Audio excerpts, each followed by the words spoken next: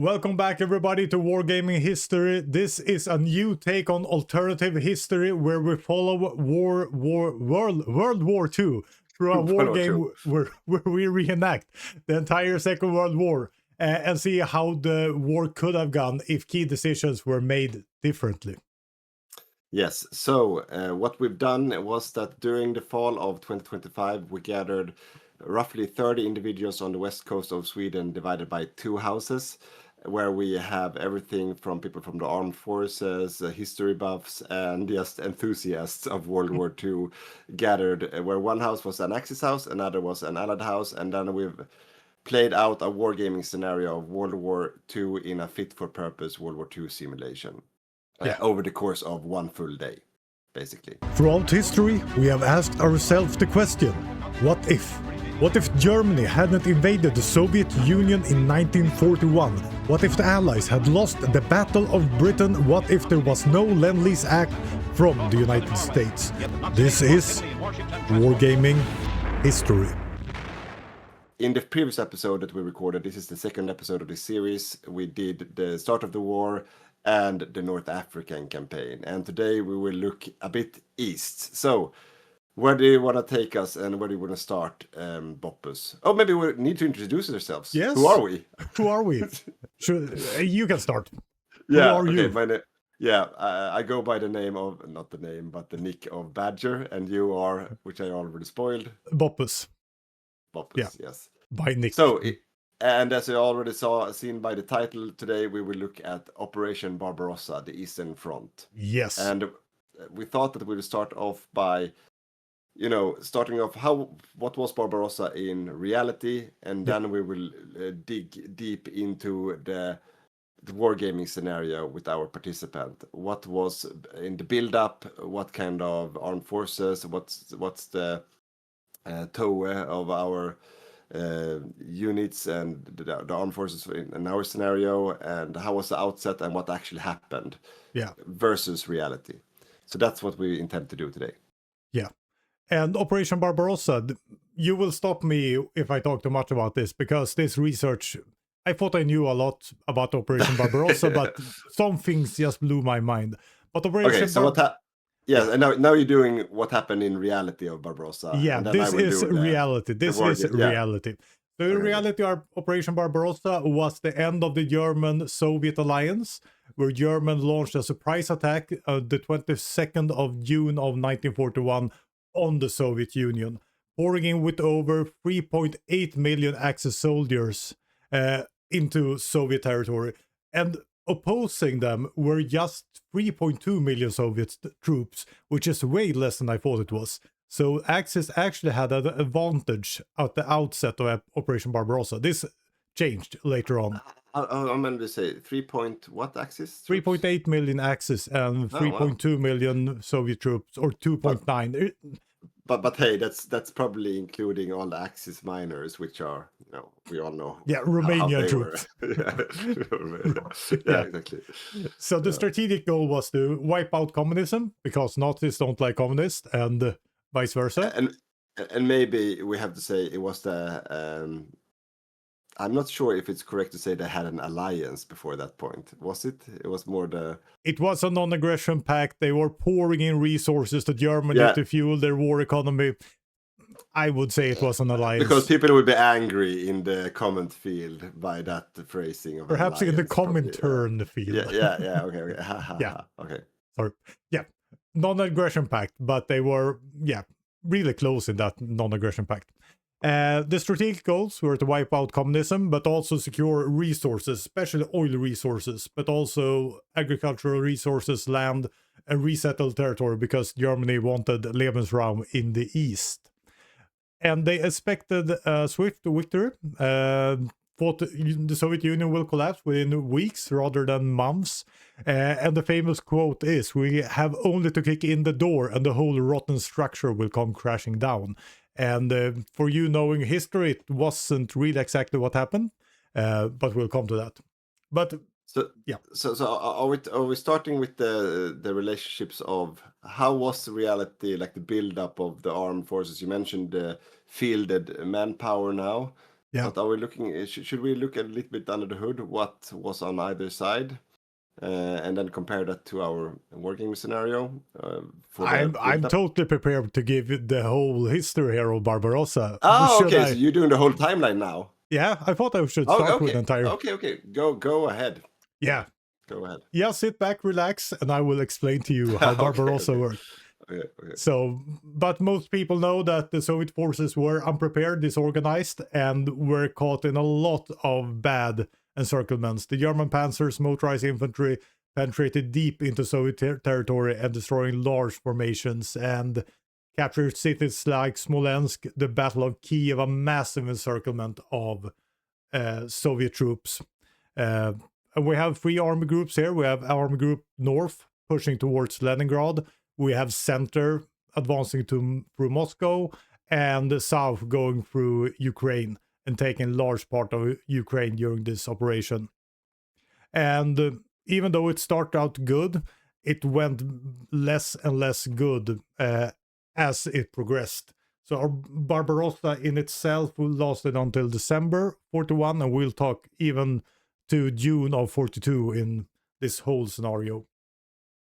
But the conclusion is they didn't smash the Soviet Union. They gave them huge bloody noses. But yeah, the Soviet Union survived. There was a lot of battle. Battle of Brest, Battle of Rasenial, Battle of Minsk, huge encirclement from the Germans, and Kiev, one of the largest encirclements in history. What was the end marked with like the pullback from Moscow around in December? Was that like the official end of the campaign, or Yeah, how does the history books put it? Yeah, when the Soviet counter-offensive in December 41. Okay. So Yeah, these okay. first battles were in June, July, during the summer, and Battle of Kiev was a larger success in July to September. Coming later on, Battle of Smolensk, it starts to go a little bit worse for the Germans. Siege of Leningrad, it was for being a siege, they were besieged, but they didn't take Leningrad. And the drive toward Moscow, the largest, latest major German offensive, pushing deep into Russian territory, but stalled short of Moscow. And then in December, that was October to December 41. And in December, the Soviet counter-offensive at Moscow came, and that was a turning point. And yes, the interesting thing that we talked about before was that in October, the first convoy of Lend-Lease arrived in Murmansk, which were really crucial in this part of the war because they got things they couldn't really produce by themselves. It was the trucks. They were able to motorize a little bit more. They got fuel. They had a lot of oil, but they couldn't really produce good airplane fuel and so forth. So the Lend-Lease started to kick in really early in the war. But I guess like the early Lend-Lease was probably just the containers of spam from the UK or so. No, I'm Yeah, kidding. helmets. Yeah, exactly. But okay, so yeah, so I mean, maybe we should have said before your monologue that most of people watching this probably already knew exactly what's going to happen in World War II because they wouldn't have watched this if they didn't know. No. So it was probably just a recap. So if you skipped until this chapter of it, now we're kind of moving on to the build up of it in reality versus our in-game scenario, right? Yeah. So now we're going to the numbers, I think. Yeah. So have you prepared the numbers of reality versus? Yes. Okay. Not any verses, but I prepared the reality numbers. Okay. So how was the armed? Like, how was the armed forces of the Axis versus the Soviets Comintern on the Eastern Front at the outset of Barbarossa? As I mentioned, 3.8 million Axis soldiers, 3.2 million something Soviet soldiers. In tanks, I knew the Soviet Union had more tanks, but we have 3,500 tanks on the Axis side. We have 20 to 23,000 tanks on the Soviet side. But then most of them were light tanks, like the B7 and I think T26, if I remember correctly. Yeah, Like the 26, Model 31 and 15,000. Model 33, yeah. Yeah, think Italian light tanks. Really crappy stuff. Spaghetti tanks. Spaghetti tanks. So most was really crappy stuff. But one thing that I didn't really know was they had actually like 1,000, 1,200 T34s compared to 1,400 Panzer4s. Yeah, So, okay. and the T34 is in many ways a better tank, but because this is Soviet Union, they built something, they can build metal, but they didn't have radios in them. So few radios and really lousy crew. Yeah. But still, if you look at the numbers, it, I would say, almost favors the Soviet Union, even if... Yeah, I mean, mass, quantity is a quality in itself, right? Yeah. So... And also 500 kV tanks, so heavy tanks. Not the best tank though, but still heavy tank. Yeah. Okay, and what about the air forces? And the air forces. Yeah. Even here, Soviet Union totally outmatched in numbers. They had almost 10,000 in total aircraft versus 2,700 for the German side. Fighters, 1,000 for Germany, 4,000, 5,000 something for Soviet Union. Bombers, 1,200 for Germany, 5,000 for the Soviet Union. And ground attack like Stukas, 300 on each side. But the thing is, a lot of old fighters, obsolete fighters like the Bergagårdhof, can't really pronounce it, but worse fighters, and again, worse crew. Really huge thing. And I mean, yeah, most of you who watch and listen to this, you probably knew all this already. And also how it played out in reality, right, at the beginning of the war. Yeah. But the numbers really favored the Soviet Union. Yeah, apart from the numbers in quality and quantity, but the more fielded men on the Axis side, but much more hard metal, heavy metal on the Soviet side. Yeah, correct. Basically, okay. All right, so let's move on to what you all clicked on. Okay, this was maybe a very bad disposition of the outset of this guy. We have to make a disclaimer at the start, like skip everything until this section when the actual scenario plays out. If you know history, go 12 minutes in. I'll fix that in editing. No worries. Do that. Okay. No, but because this is probably why they watched this in the first place, right? No, okay. So how is the scenario at hand for our heroes playing this out in the two houses on the West Coast in the fall of 2025? Most of them, or all of them, knew about the actual, World War II, what happened. So everyone had that in the back of their heads, and then designed and built up their armed forces in the way they think would be the most optimal way to fight the war, both from a Comintern perspective, an Allied perspective, and an Axis perspective. So, just taking one step back before going to the Eastern Front and what they had at that point in time on both sides. The Germans had quickly defeated the Low Countries like Holland, Belgium, Luxembourg, ran over France, and then moved down to southern or the Mediterranean and landed in North Africa together with the Italians and attacked El Alamein. Yeah. But that's where they got stopped.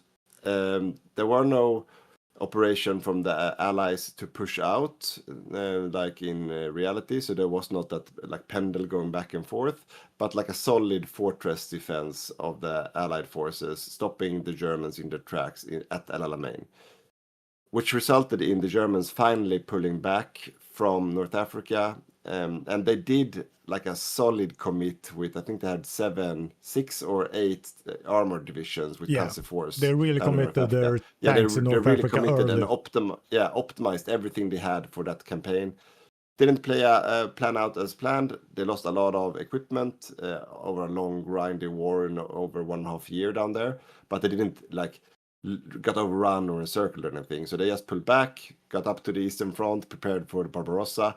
And in our scenario, in the wargaming, we had some rules that framed the scenario, that they were not allowed to attack the Soviet Union and break the truce until early spring 1941. Yeah. So, before going into the war declaration, what happened? And I can just say that the declaration of war started in the 21st of June 1941 in our scenario. That's when the Germans decided to let's go. Let's kick down the rotten structure, the House of Cards. So in the battle box, Team Axis, what do we have?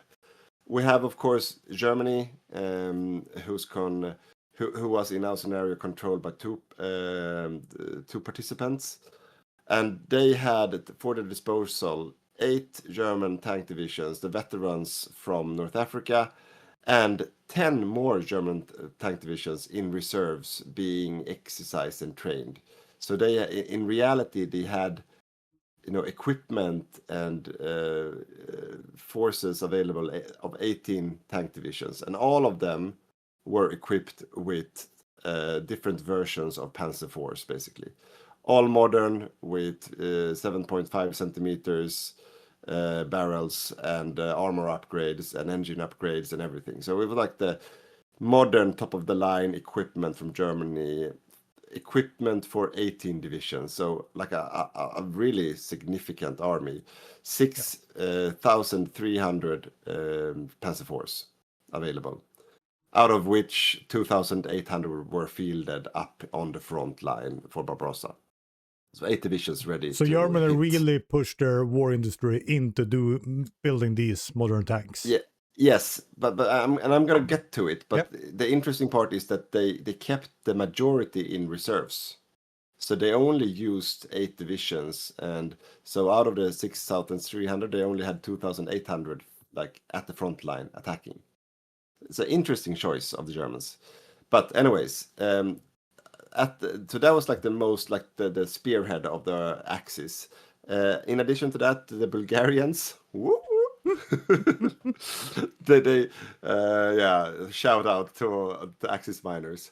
No, the Bulgarians, they contributed with 3 motorized divisions that was like offensive with rocket artillery and like modern stuff to be able to help out. And also there were to the offensive side of the Axis was also Finland. They were, of course, have had a brief winter war, basically following the historical timeline, and they were also like geared up to attack in the continuation war alongside Barbarossa. That was part of the plan, and they had 5 proper special forces divisions ready to attack as well. So that's like the offensive capability of the Axis battle box. To that, in support, they had in total 147 infantry divisions. That's not like the most, top of the line offensive stuff, but holding the line, supporting where they need to. In total, that sums up to 1.7 million men in frontline divisions and 440,000 men in offensive divisions. So that's the Axis side of things. And I'm going to take let's take the Air Forces afterwards. Yep. On the Comintern side, they had 11 so 11 fielded medium tank divisions plus 4 in reserves. Yes, all of them T34s. So and an additional 4 divisions in reserves. So that amounts up to 4,800 medium tanks versus the 6,300 medium tanks on the Axis side. So advantage in tanks to Axis in terms of medium tanks. But the Soviets had, like in history, a lot of crap as well. Yeah.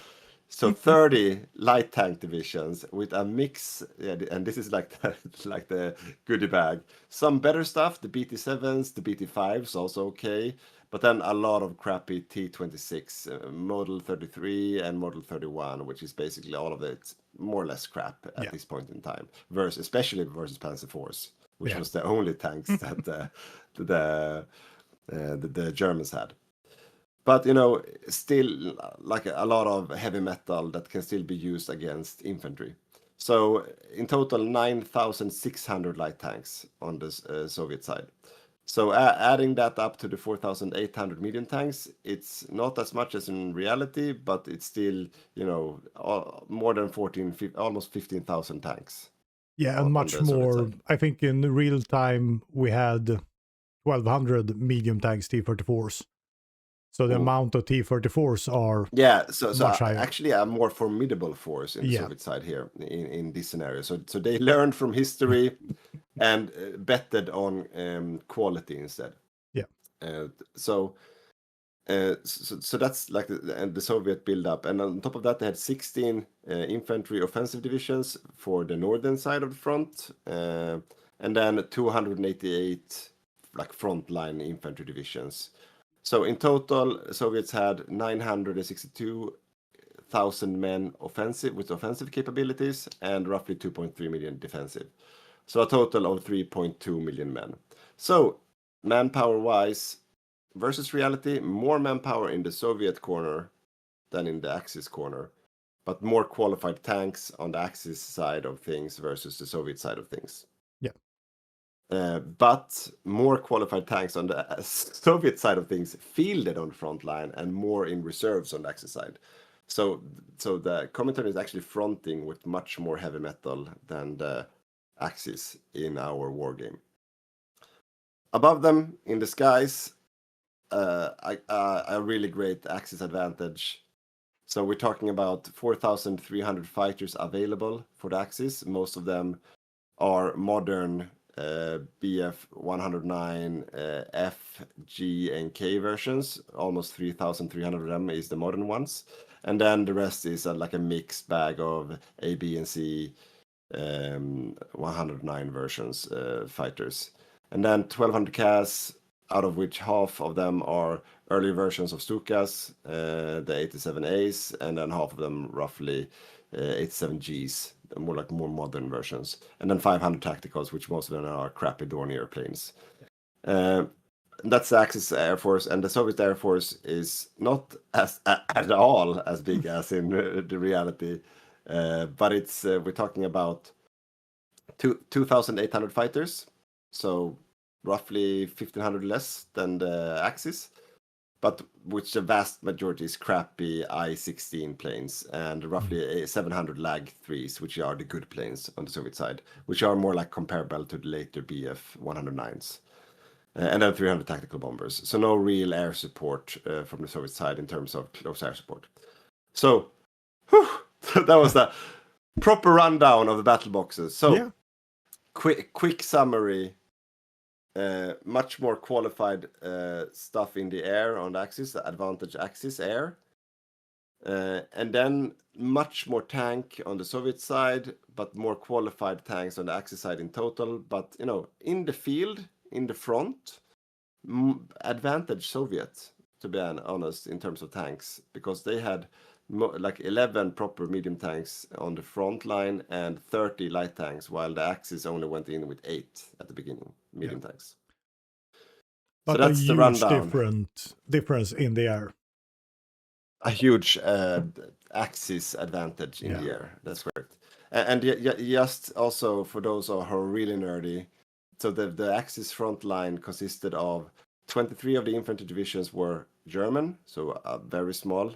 And this is also in relation to reality. Germany had a lot of infantry divisions on the Eastern Front. Yeah. In our scenario, they didn't. They focused on the air powers and the tank divisions, while they put most of that heavy lifting frontline duty to their I wouldn't say Falcon Freds. The less I'm just gonna stop there. Stop there. Yeah, Axis minors. So Romania had 33 infantry divisions, and Hungary had 67 infantry divisions, and Finland 24 infantry divisions for like regular frontline duty. So the vast majority was the Axis miners on the front line. So the Germans could focus on the spearheading. Yeah. That was the game plan as well. Looking at the Soviets, they are up to 13 medium tanks. So the Soviets out-tanks the Germans at the outbreak of Barbarossa. Yeah. That's not something you see every day. Yeah. Now I feel exhausted after all that talking. I need a sip. Amazing. So what happened in our wargaming scenario? Now we had the battle boxes, what actually played out. So we heard the reality of Barbarossa, the push towards Moscow, the push towards Leningrad, and the push towards which ended up being Stalingrad, but Ukraine basically in the south. In our scenario, and now you can stop me if you have questions for this or you want to fill something in. But basically, we had two front lines, or not two front lines, two active sections of the front line. So we have Finland joins the war already in 9th of July. So half a month into the war, Finland joins the war as well in the continuation war. So they gives the Axis an opportunity to push up and attack and get into position, and then they join the fight as well, so they don't get overrun at start. So the Axis game plan is to push with all of the spearheads into the plains of Ukraine, while the Finns are trying to do their best push against Leningrad at the same time. That's basically the plan. And then they want to take try to make small advantages everywhere around the front line where they can, but the main thrust is towards Ukraine and make the Soviet line collapse. That's the plan on the Axis side. On the Soviet side, the entire front line is stationed behind the Dnieper River. Dnieper-Daugava rivers. Yeah, exactly. Yeah. So imagine the first whole section of Soviet Union being just emptied out. So the Axis forces is just pushing into no man's land, basically, and just taking city after city and town after town until they run into Kiev, because that's on the western bank on the river. And that's where the first really heavy fighting starts, properly well defended from the Soviets. And then all of their tank divisions are spread out, different backline units behind the river in the fog of war. So the Axis doesn't really know where they are, but they had to cross the river somewhere or attack Kiev and kind of show themselves. And then the Soviets, from the Soviet perspective, would be able to counterattack or reinforce where needed, which was a solid, as we learned, was a very solid strategy on the Soviet side. Also, all of the Balticum countries, they were also left open. So the front line is from the more the current Russian front line up in the Baltic countries. By Narva. Yeah, exactly. Imagine a line going down to Smolensk, and then following the river line down through middle of Ukraine, like that. So that's the front line section. I can just add on to an active defenses outside the rivers, because all these crappy light tanks, B7s, B5s, that are actually kind of fast tanks, were harassing the German troops all the way towards Kiev. Just small pincer maneuvers, poking a little bit, retreating, just to make sure it took a little bit more time, just buying time for the defenses to actually wrap up from the Soviet side. Yeah, absolutely. They were more skirmishers or something like that. Yeah. Being out there and harassing. Yeah, traditional cavalry tactics. Yeah, exactly. Yeah. Harassing and slowing down the advance of the Axis forces, while the whole Colossus is moving up towards the established, entrenched defensive line of the Soviets. So that's the outset of the war. So what happens first, while the whole Axis is moving up, these small skirmishes up until Kiev, which is the first proper battle for the Germans and the Soviets. at the same time, we have actually a quite heavy fighting and slugging that's going to happen outside of Leningrad and Viborg up in Finland. So the Finnish units, they are trying to push down while, and this is interesting, the Soviets have stationed all of their like offensive infantry divisions up there, so 16 of them and 10 light tank divisions ready to just counterpunch straight into Finland, which they do. So the Finnish front is about to collapse quite early, and they are getting a really bloodied nose from the Soviets. So while like the whole axis, and this is happening in parallel, while the axis is moving forward up to the river lines, like Finland is attacking, and then they get counterpunched with like an overload of Soviet unions that the Finland can't really manage that much armor and like proper divisions as a counterattack. So the Finns quite quickly gets on like the back heels and gets slowly pushed back and grind back in a very bloody, so like no real encirclements, but like a bloody defensive battle of Finland right from the outset, which was supposed to be the other way around. Yeah. So that's like a nice play of the Soviets to use that window of opportunity.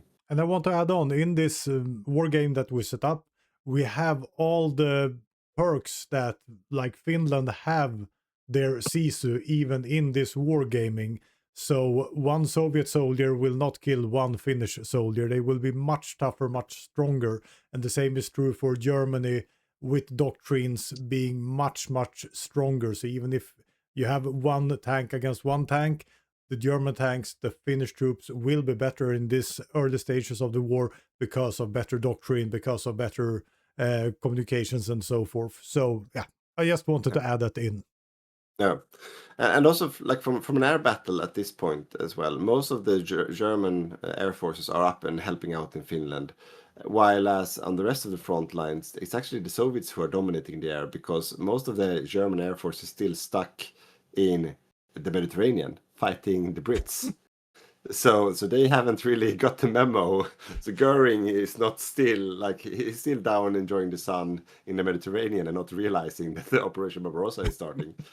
So yeah, of course some planes are up there, but and most of the close air support is up there. But the bulk of the fighter force is still down in the Mediterranean. So it takes some time before they properly redistribute to the Eastern Front as well. So there's actually an air advantage to the Soviets at the outset of the war. Yeah. That helped them quite a lot, especially in Finland, even though that's where the Germans focused first. So they were still a little bit bogged down in North Africa. Yeah, because there was still a lot of action happening over the Eastern Mediterranean with like this, positioning with the navies, the Italian Navy and the UK Navy at this point in time.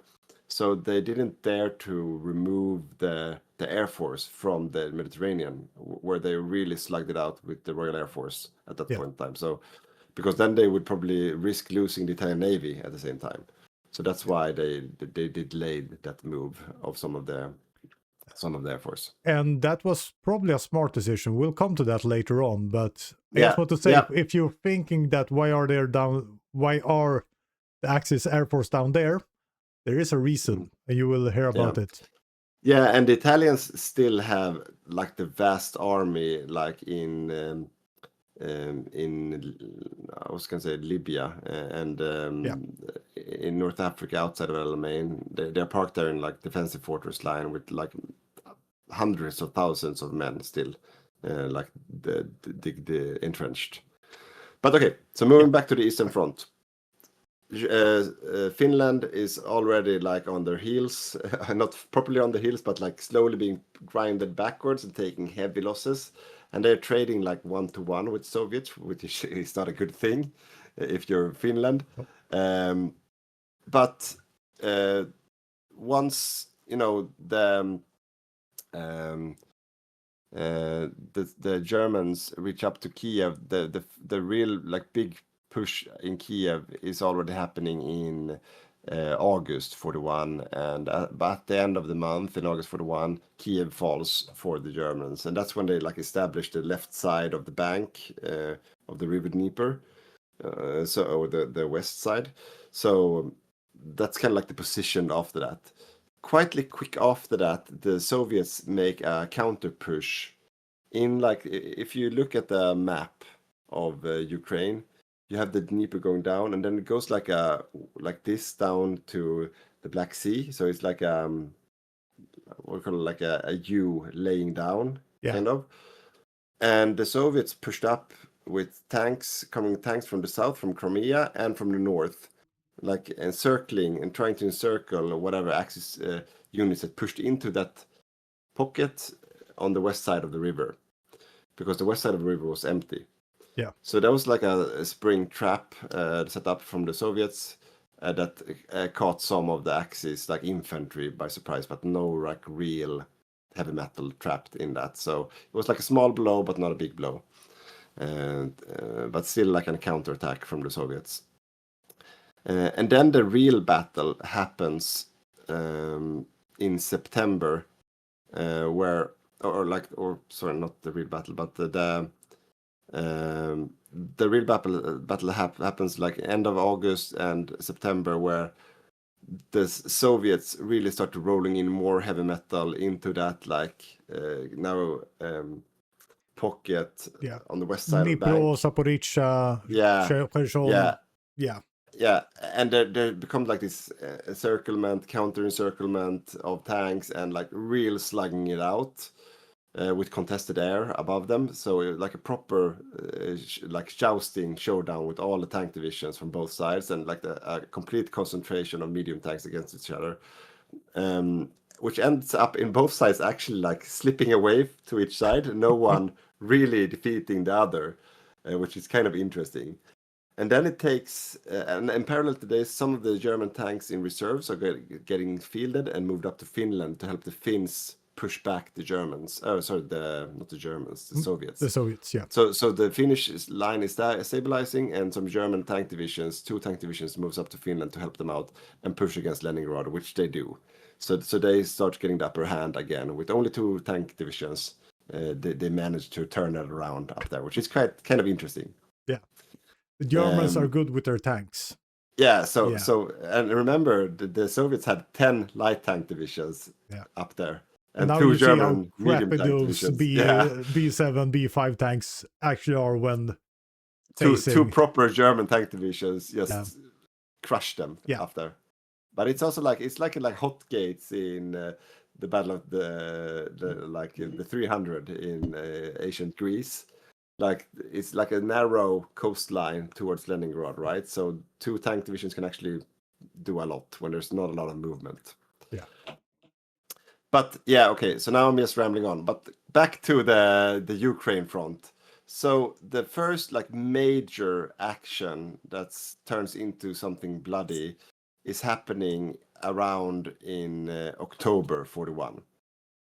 That's when there's a major breakthrough of the Axis pushing over the Dnieper River, like this is like southeast of Kiev, or east of Kiev, you can say. Yep. Into Ukraine, where first 2 Soviets and 2 Soviet medium tanks and 3 Soviet light tanks are getting encircled and crushed, and then the Soviets counterattack, and 1 German tank division gets like counter encircled and crushed.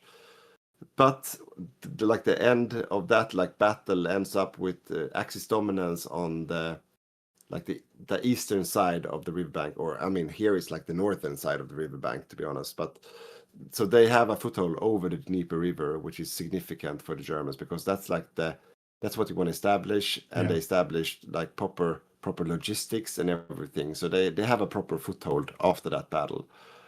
But then there comes an additional Soviet try to push them out, which results in, and this is a little bit further into around Belgorod, where 2 German tank divisions are getting annihilated, and then an additional 2 Soviet tank divisions, 1 medium and 1 light division up the river.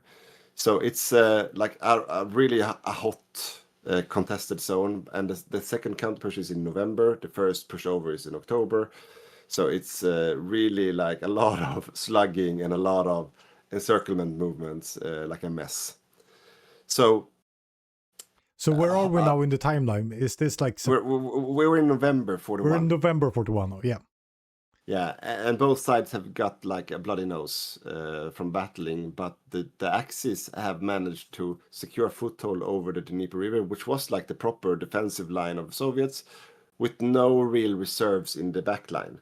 Yeah. So there are, of course, Soviet unions like across the entire frontline sections, and the tank divisions are moving freely in the back of the Soviets to attack out of the fog of war, so to speak. But there's no like established front line anymore of the Soviets. It's like it looks open for the Axis forces. Yeah. Which is scary, but also like tempting. And this, I would say, is a huge difference from when I explained how reality worked. We have a much slower German push out. We have less units lost on both sides, which is favoring the Soviet Union at this time, I would say. Yeah, absolutely. So the status is that by mid-December 41, the Soviets are now down to 8 medium tank divisions in the field, and Germany is currently fielding 9 German tank divisions, medium tanks, and 7 in reserves, getting ready to get pulled out. So like almost a double amount of tanks on the German side. Yeah.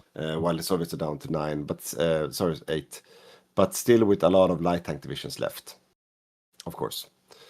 So after this, there's like no real like action. Like there's some slugging happening, and the entire frontline section is also moving up towards the Smolensk opening of the river. So the Hungarians is basically pushing the front line up a bit, and the next real action happens in March 42.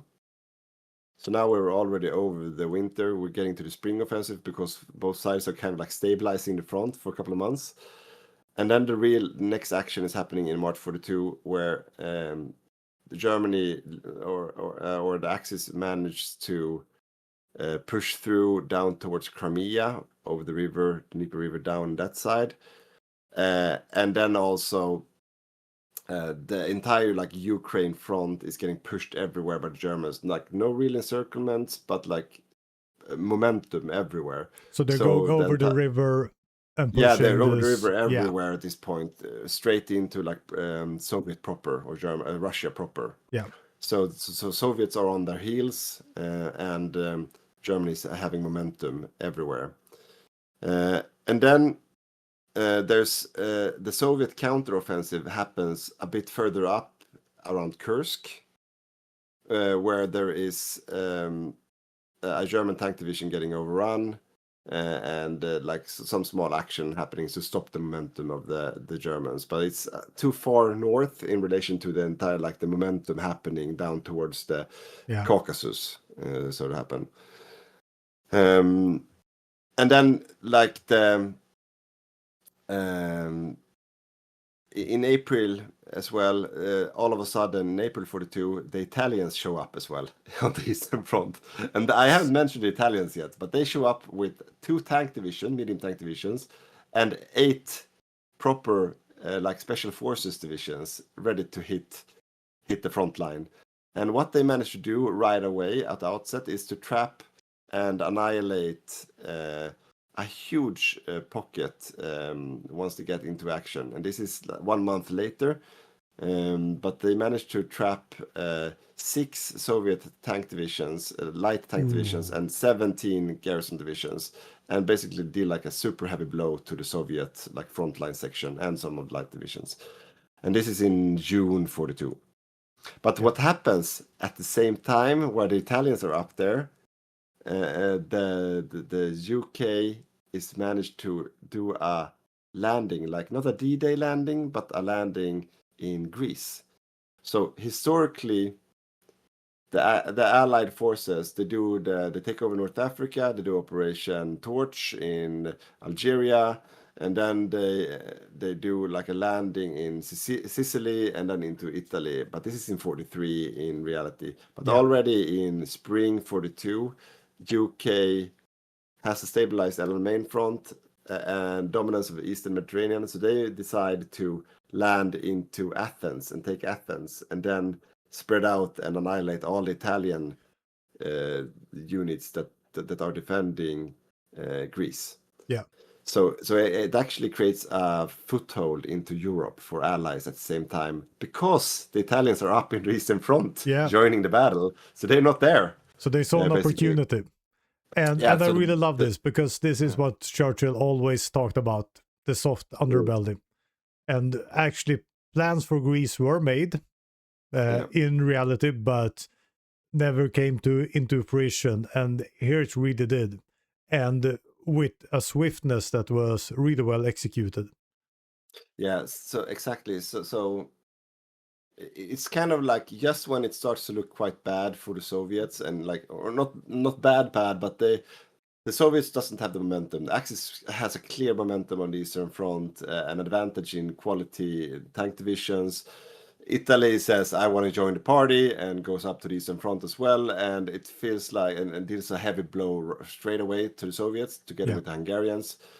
It looks quite like bleak for the Soviets, but that's also where an opening opens for the Allies to actually make a foothold in Europe proper.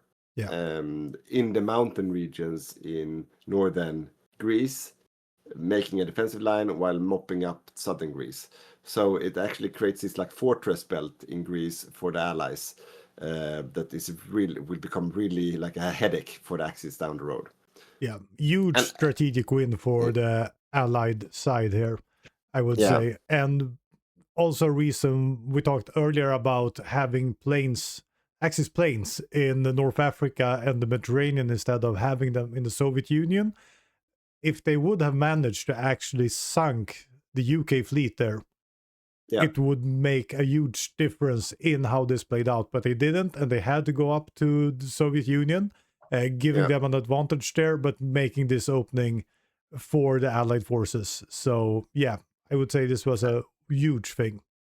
Yeah, because what happened in parallel, once the Germans disappeared from North Africa, UK managed to reclaim Crete, that was taken by the Axis, and then they conquered Rhodes, that was controlled by the Italians, and then they took all of the smaller Greek islands around, and then ready in March 42 to land and take Athens, and then move from Athens down to the southern islands and north towards Thessaloniki, and make this like defensive line, while most of the quality troops of Italy were up fighting in the Soviet Union. They just moved away, so it was opened, and they couldn't react.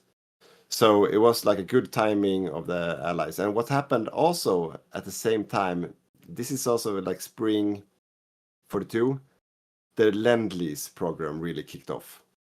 So Soviet is now, as I said, they're down to half of the tanks, like quality tanks that the Germans have. But that's when the US starts to pump in 100% of their tank production straight onto cargo ships, straight into the Soviet Union, and also UK fighter plane production. 60% of the UK fighter plane production goes straight into the Soviet Union at this point and forward. So it's like this build-up of heavy metal in the Soviet Union coming from their allied partners will also be very, very crucial for the what do you call it, endurance, and like the sustainability of fighting a long war for the Soviets against the Axis forces. Yeah, so even if the Lend-Lease came a half year later than in reality, it came with a bang here, with a lot of tanks and fighters. Yeah, exactly what they needed, especially. Yeah, but not like with a big chunk of stuff right away, like with a continuous flow, like a corridor, like a water corridor, like just opens up with a like continuous flow of material. So it's not like this big chunk, but like more like now the lifelines are open. And even if they were in this time lacking in tanks, I would say lacking so much in the air as they have been all the time made all the difference. Yeah, the Soviet Union had weaker generals, worse off doctrines and so forth, but dominating the air, which the Axis could do, and also dominating with close air support really took the edge of any Soviet offensive capabilities. Yeah. Yeah, it should be said also, like at the point of the Greece invasion and like the Italian like big encirclement in around Sumy in Ukraine in June 42. At that point in time, the Soviet Air Force has lost 1/3 of all their airplanes as well. Yeah. So it's two-thirds left of the Soviet Air Force, while the German Air Force has grown in size. Yeah. So it's also clear that the Germans are getting the upper hand in the air battle. So that lend-lease with airplanes is also very well needed for the Soviets. Yeah. To get some airplanes coming in with quality airplanes from the UK Isles as well. So, I mean, the war goes on much longer, but I think that's kind of like a wrap, I think, for the Barbarossa operation. Yeah. How that played out. So, big advantage Axis on the Eastern Front, bloodied nose on the Soviets, but no collapse, but like on their heels. Stalemate up around Leningrad. Leningrad is still in Soviet control, but pushed to the outskirts of the city from the Finnish side, even though Finland has taken like a heavy beating. Yeah, but with Soviet Union controlling then everything below Leningrad, so we don't have the siege of Leningrad in this scenario. Exactly. So like Russia proper up there is still controlled by the Soviet Union. Yeah. Down to Smolensk in the center, where also I forgot to mention that, but Hungary has started to push into that river opening at Smolensk as well, but got stuck there. So the German Soviet is still controlling like the proper, like Russia proper down to the river lines, and it's from like Kiev and east. That's when like the front is completely opened, basically. Not all the way to Stalingrad at this point, but you know, a good way on, like a good, like almost. They're getting there. They're getting there quickly. Yeah. And Crimea has also fallen at this point. Yeah. So that's also in Axis control, apart from a small foothold on the eastern side. And this is a hard strategic choice for the ones controlling the Soviet Union, because they could transfer troops from the north, try to defend the south, but then they might leave an opening both for Leningrad and Moscow, which is more crucial, I would say, than the south is. So it's hard when you're spread thin everywhere. It's really hard to reposition your troops and take those large swaths of land that are open in the south and try to actually do some kind of defense. Because if you go there with too little troops, those troops will just be annihilated. Yeah. But it's interesting how, even though you know how reality was playing out the scenario, and you do your like industry build up and your and everything completely different, how you organize your army, it still ends up quite similar to reality so far. Like the strategic difference is basically like the landing in Greece. That's a big strategic difference. But apart from that, it's kind of like quite similar. Like Soviets still on their heels, taking a punch, buying time. But Allies, quite interesting. Yeah, and a little bit slower, I would say, in the beginning. So we didn't have those really huge encirclements in the beginning, but instead Germany hadn't lost that much. So when things started to happen, they had that punch left and were able to do something. And also the strategical choices here of pushing more energy into airplanes and modern tanks. Just skipping these old tanks, trying to do as much as they can, building a good air force, and the tanks really paid off. And I think in this scenario, they didn't really go that all in on the Battle of the Atlantic, did they? No, they did not. But maybe that's for another we'll spoil everything. So the Battle of the Atlantic. There's still some action happening there, but no, it's. I agree. Germany is like playing quite different, like they're doing things quite differently from the historical perspective. But and I think like a big difference is like the composition. Like like you said, they put so much effort into a modern air force and a modern tank force, so they're almost ignoring infantry. Yeah, they're lacking. And yeah, and they're 100% like dependent on their allied partners to make up for that deficit. So that's like but that's also why their allies doesn't have that much punch in them. Yeah. Because they're just covering frontline sections with like home guard or that kind of divisions, right? So to have mass rather than something with punch. Yeah. So it's an interesting choice. So the only heavy hitter is kind of like Bulgaria, and then Italy he joins after, of course, after. But Hungary and Romania, they don't have much to give offensively, to be fair. Yeah. In this scenario, Bulgaria really built up a really clever army with the few resources they had. Yeah. So yeah, really packing a punch there. And I think the Soviet strategic decision here to go very heavily into the T34s, meaning that they're lacking somewhat also in infantry. They don't have that infantry mass that Soviet Union didn't have at the outset of the war, but quickly gained when mobilizing. So they have a lot of tanks, but they have less infantry and also really less of an air force. So the air force is lacking. And so it looks good on paper that they have almost equal as forces or even more tank forces that the Axis have.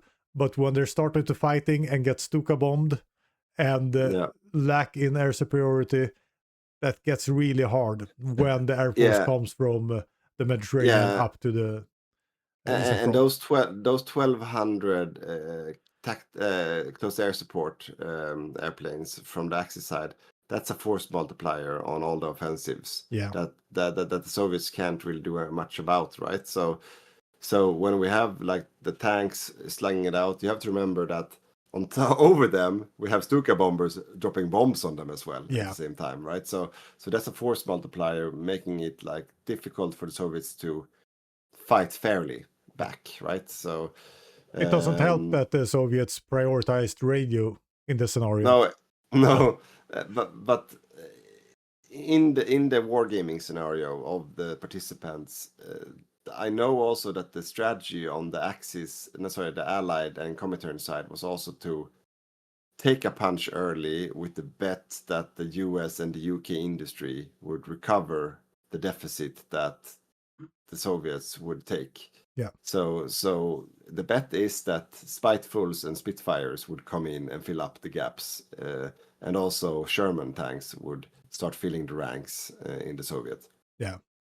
And how it goes with that will be in the part 2 of the Eastern Front. Yeah, that's more. There's plenty left to talk about here, because basically what happens from this point on is where it really properly diverts from history. Yeah, I'd say. Yeah, will be but a lot of fun stuff. That's a story for another day, as they say. Yeah, but we're leaving now with an open front line in Ukraine, or even east of Ukraine, still stabilized around the Daugava and northern parts of Dnieper River. In Finland has recouped and are standing on the front line of the Soviet Union. Yeah, and we so have it's kind of like a stalemate up there as well now. And we have Allied troops in Greece. In Greece, and taking most of Greece up until like the border of Albania, kind of. Yeah, the mountainous regions. The mountain region, yeah, exactly. Yeah. That's the status, yeah.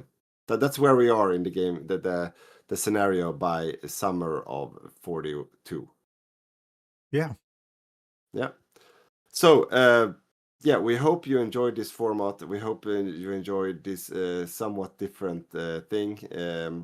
We will continue to make episodes out of this wargaming scenario that we did, that took place over a day in 2025, to give the full story of the war, of the parts we found interesting, that kind of made an alternate history kind of approach from reality. And we release one new episode every 4 weeks, right? Yeah, so one a month, and then we will have covered the whole war at some point in time. Until we will make our second war game, and then we'll probably just start right over.